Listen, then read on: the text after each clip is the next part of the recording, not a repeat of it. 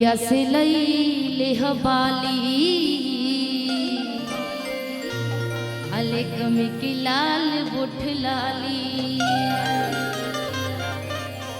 जिबलिया से लई बाली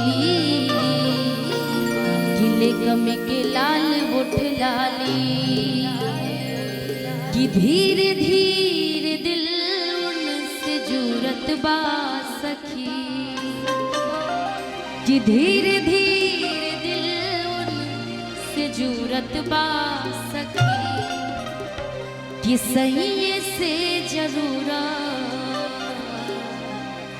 कि सही से जरूरत कि सब पूरत बा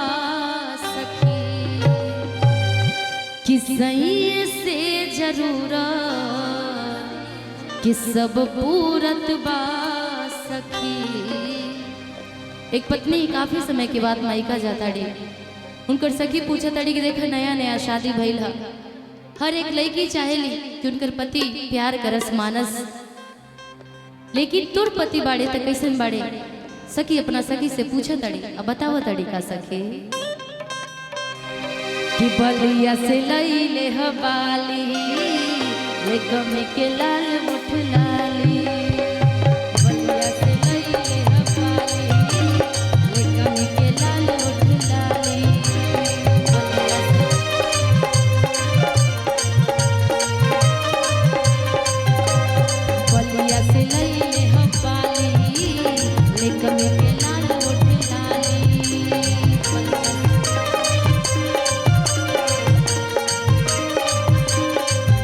धीरे धीरे दिल उनसे जुरत बा सखी धीरे धीरे दिल उनसे जुरत बा सखी सही से जरूरत सही से जरूरत सब पूरत बा सखी सही से जरूरत सब पूरत बा सखी बलिया से लईले हवाली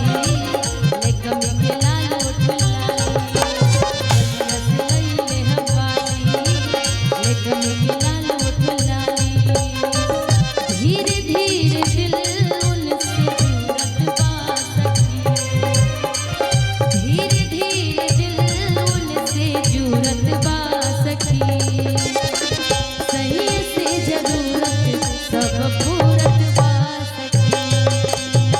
सही से जरूरत सब पूरत बा सखी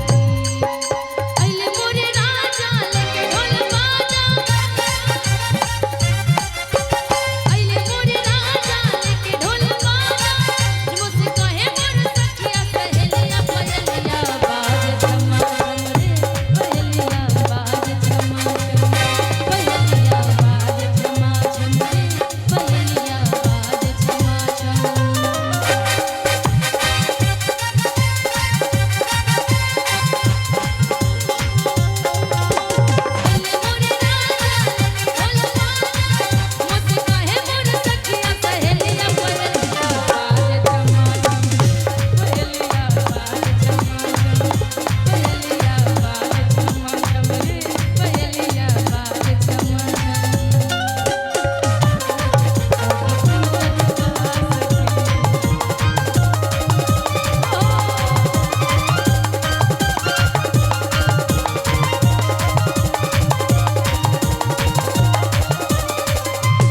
देखिए जो भी लोग बैठे हैं जो इनाम देना चाहते हैं पहले तो मैंने सिर्फ इतना सुना था कि इनाम पैसे में आता है लेकिन इनके पास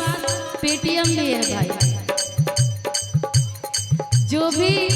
पैसा देना चाहते हैं आप दूर भी बैठे तो स्कैन कर सकते हैं भाई पहली बार मैंने देखा पैसा लेने का कितना अच्छा तरीका है काश मेरे पास भी ऐसा पेटीएम होता तो मैं भी ऐसे लटका के चलती सही से जरूरत सब पूरत बा सखी सही से जरूरत सब पूरत बा सखी जब गईले तुमका वहाँ से लईले झुमका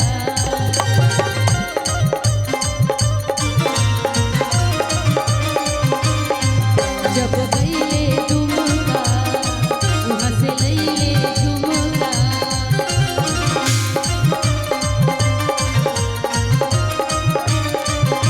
हमरा तो उनका से प्यार रहेला रूपवा देखला बेकरार रहेला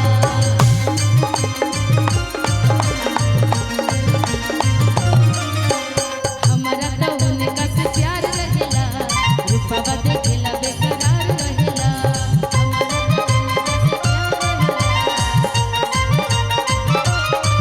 हीरो जस के सिया उनकर मूरत बा हीरो जस के सिया उनकर मूरत बा सही से जरूरत सब पूरत बा सही से जरूरत सब पूरत बा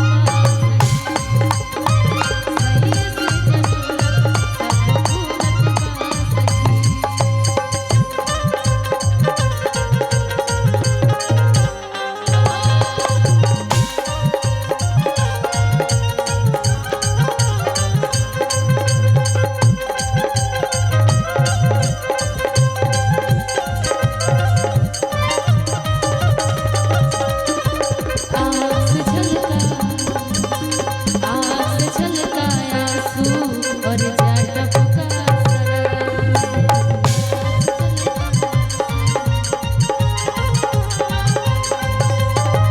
सही से जरूरत पूरत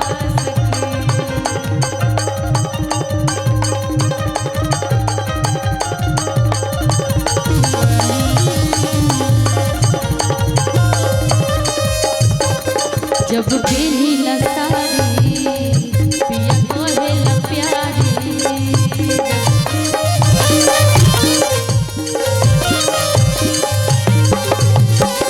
एक तो ऐसे पति लोग अपनी पत्नियों की तारीफ बड़ा कम करते हैं। यदि पड़ोसन की तारीफ करना हो पड़ोसी वाली को तो ज्यादा तारीफ करेंगे और अपनी बीवी अपनी पत्नी का तारीफ करना हो तो बहुत कम करेंगे और इनके जैसे पत्नी मिल जाए तो पता चले कि पति के मुंह पर से पत्नी का नाम हट जाएगा। पति देखना भी नहीं चाहेंगे, कहेंगे कि तोर मेकअप कई हम ना चाह कि तू ऐसे मेकअप कर भाई ना तो रात के पति डरे जाए ऐसा मेकअप होई था पति के नाम पति के मुंह से पत्नी के नामे हट जाए ना। बाप रे मुस्कुरा तो नहीं रहा था तनी हेने मुस्कुराई ना होने देखते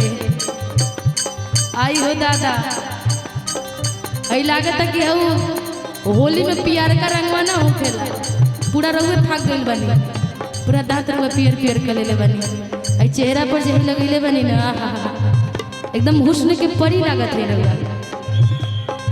आ पार्वती मैया है हे मैया रउआ एक कलयुग में प्रकट ले ले बनी बहुत बड़का बात बा। जब पेनीला साड़ी पिया कहेला प्यारी जब पेनीला साड़ी जब पेनीला साड़ी पिया कहेला प्यारी